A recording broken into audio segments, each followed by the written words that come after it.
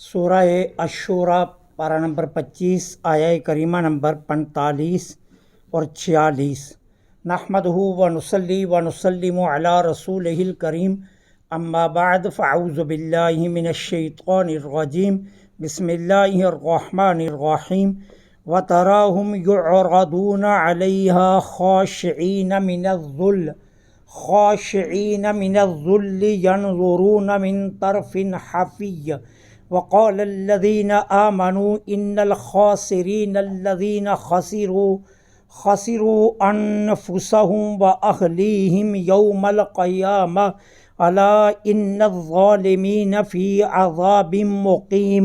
وما كان لهم من اولیاء ینصرونهم من دون اللہ ومن یضلل اللہ فما له من سبیل۔ صدق اللہ العظیم۔ وتراہم، اور آپ دیکھیں گے ان کو، یعرضون، جب پیش کیا جائے گا ان کو، علیہ، جہنم پر، خاشعین من الذل، ذلت سے ان کے سر جھکے ہوئے ہوں گے، ینظرون من طرف خفی، وہ آنکھوں کی کن آنکھیوں سے دیکھ رہے ہوں گے۔ وقال الذین آمنوا، اور ایمان والے کہہ رہے ہوں گے، ان الخاسرین الذین خسروا، بے شک نقصان اٹھانے والے وہی ہیں، خسروا انفسہم واہلیہم، جنہوں نے نقصان کیا اپنا بھی اور گھر والوں کا بھی، یوم القیامہ، قیامت کے دن کے متعلق۔ الا، غور سے سنو، ان الظالمین، بے شک ظالم، فی عذاب مقیم، دائمی عذاب میں ہوں گے۔ وما کان لہم، اور نہ ہوگا ان کا کوئی، من اولیاء، ولی،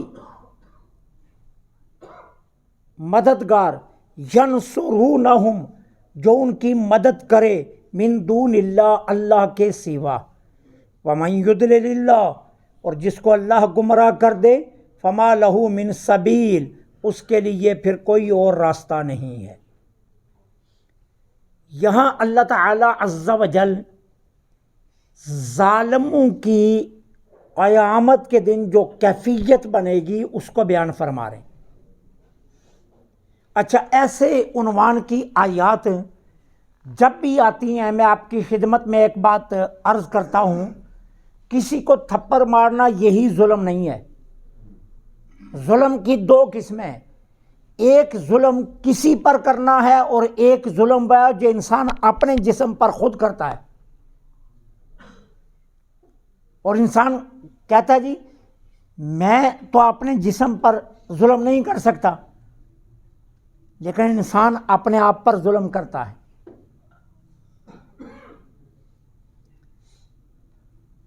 کسی کا مال چھیننا، کسی کے مال پر قبضہ کرنا، کسی کو برا بلا کہنا، کسی کو تھپڑ مارنا، کسی کا ناجائز مال ہڑپ کر جانا، یہ ظلم کی ساری قسمیں ہیں۔ غیبت کرنا یہ بھی ایک ظلم ہے، چغلی کرنا یہ بھی ایک ظلم ہے، دو مسلمانوں میں نفاق ڈالنا یہ بھی ایک ظلم ہے، اور ایک ظلم وہ بھی ہے جو انسان اپنے وجود پر کرتا ہے، اور وہ کیا ہے؟ اللہ کے حکم کو نہ ماننا، یہ سب سے بڑا ظلم ہے۔ اذان ہوتی ہے تو آپ اذان پر توجہ نہیں دیتے تو یہ آپ ظلم کر رہے ہیں اپنے آپ پر، یہ بھی ظلم ہے۔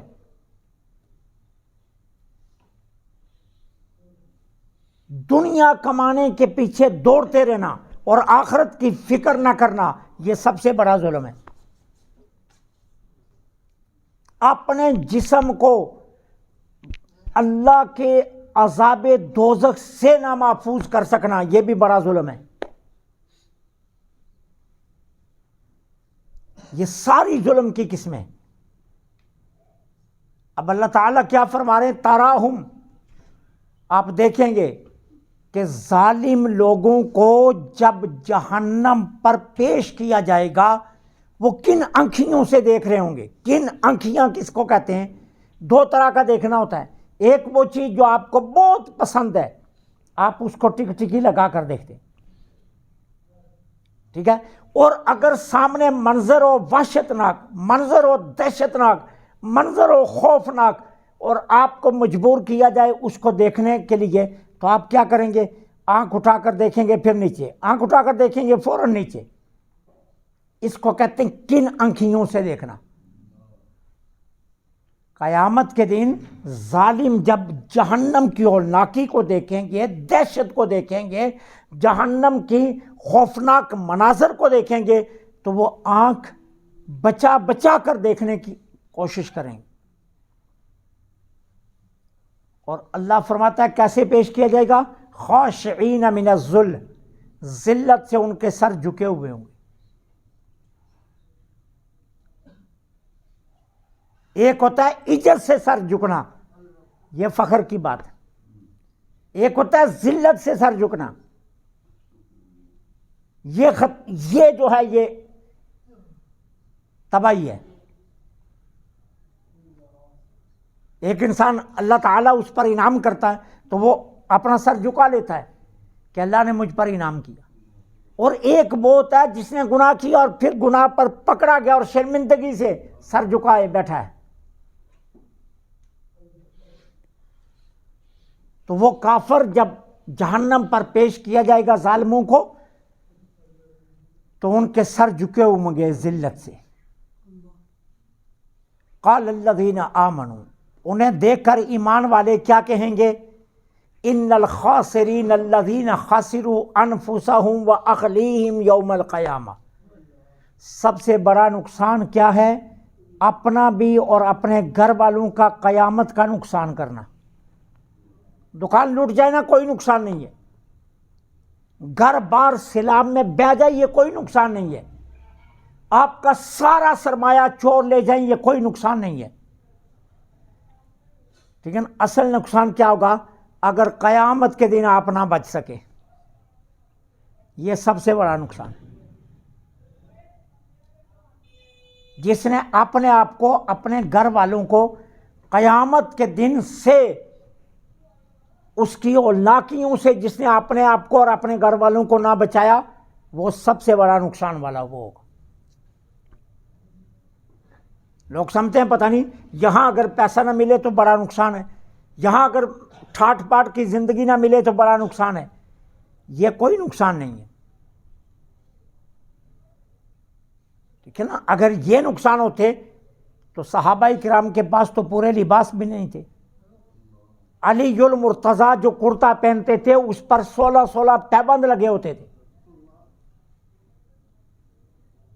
ٹھیک ہے، پیبند لگے ہوتے تھے، 16 پیبند، 8 دن کی پرانی روٹی پانی میں بھگو کر کئی گھنٹے رکھی جاتی، نرم ہوتی تو عمر بن خطاب کھاتے تھے، لیکن کون تھے؟ 24 لاکھ مربع میل کا حاکم عمر بن خطاب۔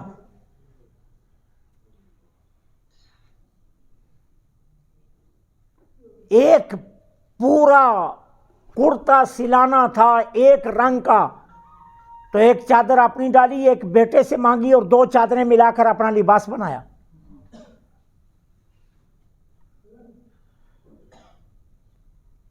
ٹھیک ہے نا؟ ان کے پاس اگر ظاہراً کچھ نہیں تھا نا، لیکن آخرت کے بادشاہ وہی ہوں گے۔ اصل نقصان آخرت کا نقصان ہے، دنیا کا نقصان کوئی نقصان نہیں ہے۔ جن کے پاس 1 انچ زمین پورے پاکستان میں نہیں ہے نا، زندگی تو وہ بھی گزار جاتے ہیں۔ جن کے پاس رہنے کے لیے کوئی مکان نہیں ہے، فٹ پاتھوں پر سوتے ہیں، زندگی تو وہ بھی گزار جاتے ہیں۔ کوئی جانتا ہے یا کسی کے پاس کوئی گارنٹی ہے؟ ممکن ہے بادشاہ کے ساتھ والی قبر اسی فقیر کی ہو جو فٹ پاتھوں پر رہا؟ کوئی بتا سکتا ہے؟ نہیں۔ اگر بادشاہ کا قد 5.5 فٹ ہوا اور ایک غریب کا قد بھی 5.5 فٹ ہوا، تو دونوں کو جگہ برابر ملے گی یا نہیں ملے گی قبرستان میں؟ تو پھر فرق کیا رہا بادشاہ کا اور اس کا؟ میں نے تو نہیں دیکھا ضیاء کو جو ہے نا بوسکی کا کفن دیا ہو، یا بٹو کو جو ہے نا وہ انہوں نے بہت کوئی مہنگا باہر کے کپڑے کا کفن دیا ہو۔ کفن وہی لٹھے کا مل رہا ہے، چاہے ارب پتی ہے تو چاہے ککھ پتی ہے، کفن سب کو برابر مل رہا ہے، ایک جیسا، اور سبھی آخری دن مسجد کی چارپائی پر جاتے ہیں، کوئی اپنی چارپائی پر نہیں جاتا۔ اصل نقصان آخرت کا نقصان ہے۔ جس کی آخرت سنور گئی، دنیا کچھ بھی نہیں ہے اس کے پاس، اس کی دنیا سنوری ہوئی ہے، وہ تو دنیا کو سمجھتا ہی کچھ نہیں ہے۔ حضور داتا علی اجمیری کشف المحجوب میں فرماتے ہیں میرے پاس 12 شکلیں بدل کر دنیا آئی ہے، فرماتے ہیں میں نے ہر بار دنیا کو طلاق دی ہے، ہر رنگ میں دنیا آئی لیکن میں نے ہر بار اس کو طلاق دے دی۔ دنیا سولی ہونا یہ کوئی کمال نہیں ہے، آخرت سولی ہو جائے یہی سب سے بڑا کمال۔ آخرت بچ جائے، دنیا کی تو فکر ہی کوئی نہیں ہے، دنیا سیت ہی کیا ہے، یہ تو بہت معمولی سی زندگی ہے، 40 50 60 70 80 100 110 بس، اس سے آگے کوئی نہیں جا رہا، یہاں جا کر بس ہو جاتی ہے، حد ہی کوئی نہیں، اور جہاں کروڑوں سال رہنا پڑے گا وہ صحیح ہونی چاہیے۔ تو کہا سب سے ایمان والے اس دن کہیں گے کہ سب سے زیادہ نقصان والے وہ ہیں جنہوں نے اپنا اور اپنے گھر والوں کا آخرت کا نقصان کیا، وہ ہے سب سے بڑا نقصان والا۔ وہ کسی بزرگ کے پاس کوئی بندہ چلا گیا، اس نے کہا جی مجھے کوئی نصیحت فرما دیجئے، انہوں نے فرمایا اپنے آپ سے مخلص ہو جا۔ وہ بندے کو سمجھ نہ آئی، انہوں نے کہا اپنے آپ سے مخلص ہو جا، بس یہی نصیحت ہے۔ وہ بندہ سوچ میں پڑ گیا، پھر کسی سیانے کے پاس چلا گیا، وہ یار میں تو اللہ والے کے پاس نصیحت لینے گیا تھا، اس نے کہا اپنے آپ سے مخلص ہو جا، میں اپنے آپ سے مخلص نہیں ہوں۔ اس نے کہا اچھا تو اپنے آپ سے مخلص ہے؟ اس نے کہا میں تو اپنے آپ سے مخلص ہوں۔ تو کہا یہ بتا یہ اپنے آپ کو آگ میں ڈالے گا؟ کہتا ہے نہیں۔ تو کہتا ہے پھر جہنم کی آگ میں ڈال رہا ہے، مخلص کہاں سے آ گیا تو اپنا آپ؟ تو اپنے آپ سے مخلص کہاں سے آ گیا؟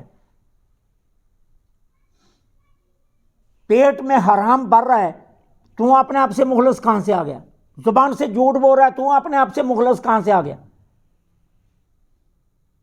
سارا دن چغلیاں کرتا ہے، غیبت کرتا ہے، تو اپنے آپ سے کہاں مخلص آ گیا؟ انسان صرف اپنے آپ سے مخلص ہو جائے تو پھر بھی اس کی آخرت سنور سکتی۔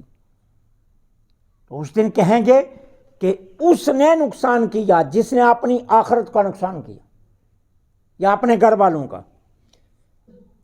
الا ان الظالمین فی عذاب مقیم، غور سے سن لو، ظالم دائمی عذاب میں رہیں گے۔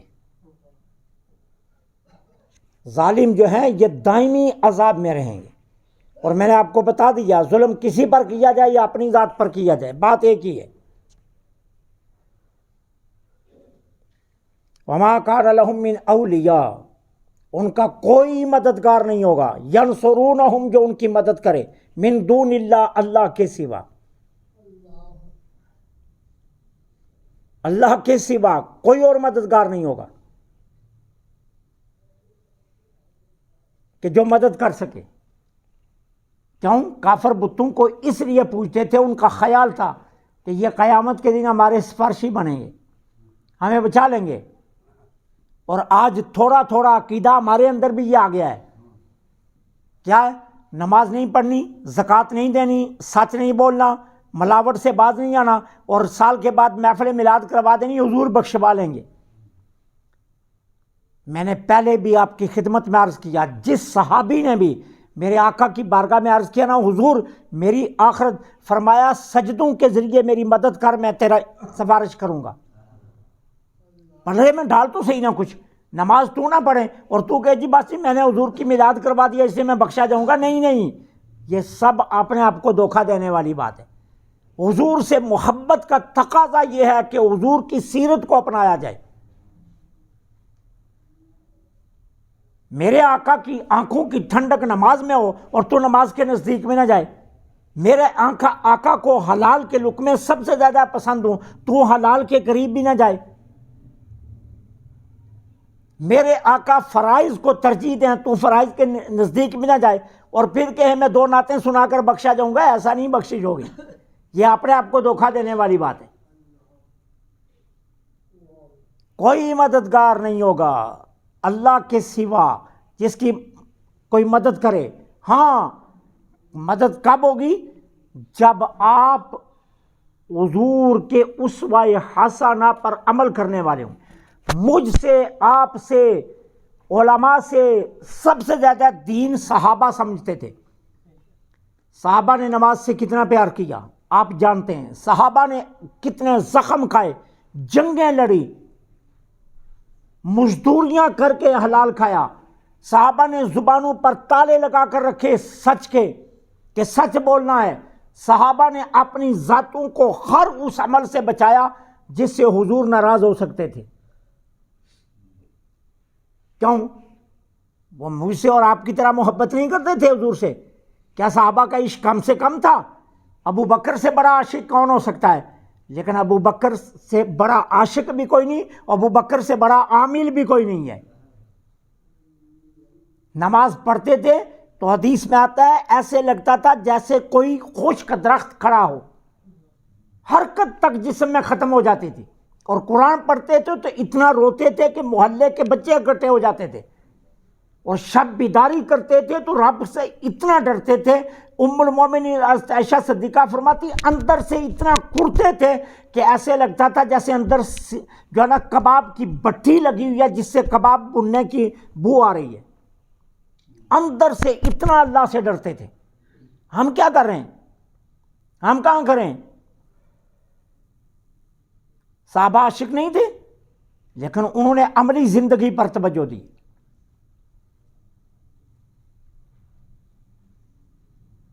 زخم کھا کر بھی انہوں نے نماز نہیں چھوڑی ہے.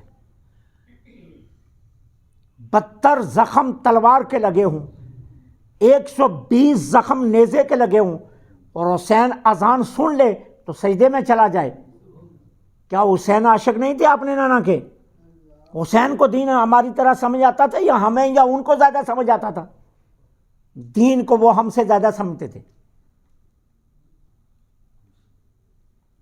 عشق کا یہ معنی نہیں ہے کہ میں سال میں 2 نعتیں سنا کر بخشا جاؤں گا. نہیں، حضور کے اسوہ حسنہ پر عمل کرنے سے بات بنے. اللہ نے یہ ہمیں راستہ بتایا تو فرمایا کوئی مددگار نہیں ہوگا اللہ کے سوا کہ جو مدد کرے. وَمَن يُضْلِلِ اللَّهُ، اور جس کو اللہ گمراہ کر دے. وہی جو میں نے کل آپ کی خدمت میں بات عرض کی. اللہ کے گمراہ کرنے کا مطلب کیا ہے؟ کہ اپنی سوچیں پاکیزہ رکھو. جیسا انسان سوچتا ہے اللہ ویسا عمل پیدا کر دیتا. اللہ کسی کو گمراہ نہیں کرتا.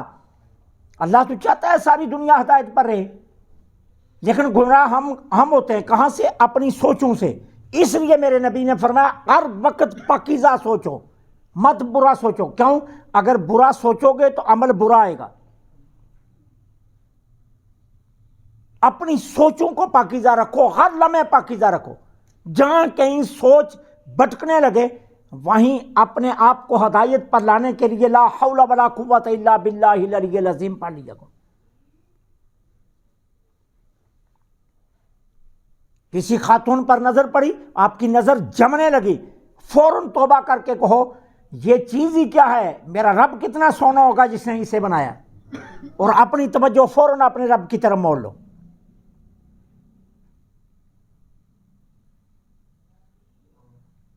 کسی اور طرح کی برائی کی طرف اگر دھیان جانے لگا ہے، اپنی دھیان کو فوراً پاکیزگی کی طرف لے آؤ. کسی کا برا سوچنے سے پہلے یہ سوچ لیا کرو میری سوچ بری ہے. ہاں ہاں ہاں.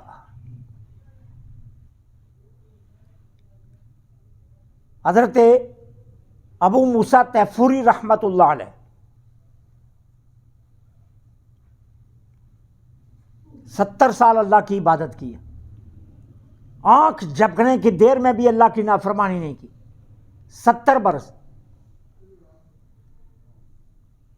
اور 70 برسوں کے بعد اپنے آپ کو مخاطب کر کے پتہ ہے کیا کہتے ہیں؟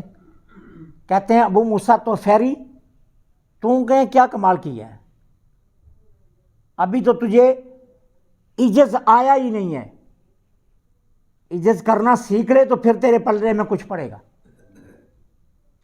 اپنی سوچوں کو پاکیزہ رکھو، اس لیے کہا گیا کہ جب بھی برا سوچو گے برائی سامنے آ جائے گی۔ برے دوست چاہیے نا، بری سوچ رکھو، آپ کو جگہ جگہ برے دوست ملتے جائیں گے، آپ اپنی سوچ پاکیزہ کر لو، آپ کو اچھے لوگ ملتے جائیں گے۔ سفر میں ہو، حضر میں ہو، کوئی نہ کوئی ورد کرتے رہا کرو، کہیں اللہ کا، کہیں حضور کی ذات پر درود پاک پڑھتے رہو، کہیں رب العالمین کے اسماء حسنہ کا ورد کرتے رہو، تاکہ تمہارا دھیان ہر لمحے پاکیزگی کی طرف رہے۔ اور برائی کی سوچ آنے لگے تو فوراً سوچ لیا کرو کوئی نہیں دیکھتا، کوئی نہیں جانتا، میرا رب تو جانتا ہے نا۔ تو اللہ کریم آپ کے لیے ہدایت کے راستے کھول دے گا۔ جس کو اللہ گمراہ کر دے فما لہ من سبیل، پھر اس کے لیے کوئی اور راستہ نہیں، ما سوائے اس کے کہ اللہ ہی اس کو ہدایت دے۔ تو اللہ کس کو ہدایت دیتا ہے؟ جو اللہ سے ہدایت مانگتا ہے۔ میں نے پہلے بھی آپ کو کہا تھا ہدایت مانگنے سے ملتی ہے۔ بچہ روئے نا تو سارا دن پڑا رہے تو ماں دودھ نہیں دیتی، اور یارو اگر دودھ روئے بنا نہیں مل سکتا تو ہدایت روئے بنا کیسے مل سکتی؟ رات کے پچھلے پیر اٹھ کر ایک سر سجدے میں رکھ کر اس کی بارگاہ میں آنسو بہا کر روٹی نہ مانگا کرو، مکان نہ مانگا کرو، پلاٹ نہ مانگا کرو، اس سے کہا کرو کہ مجھے ہدایت عطا کر دے۔ اگر ہدایت مل گئی سب کچھ مل گیا۔ اگر دنیا مانگتے رہے تو دنیا میں کھوئے رہو گے، سارا کچھ برباد ہو جائے گا۔ اس سے صرف ہدایت مانگا کرو، ہدایت مل گئی تو سب کچھ مل جائے گا۔ اللہ سے دعا ہے اللہ